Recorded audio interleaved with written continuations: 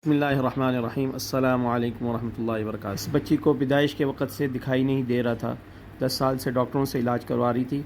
रगों के अल्हम्दुलिल्लाह हमसे 3 सेक्शन लिए हैं और उसके बाद फिर हमने इसका ये टेस्ट लिया है। अच्छा, ये कितने कितने नज़र आ रहे हैं?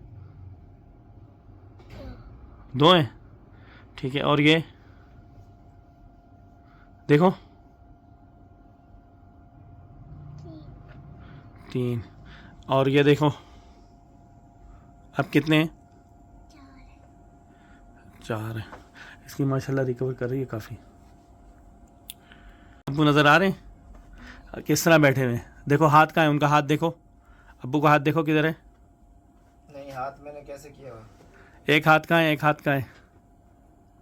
मेरा हाथ नजर आ रहा है? देखो शाबाश, कोशिश करो थोड़ा थोड़ा। मेरे हाथ में कुछ चीज है?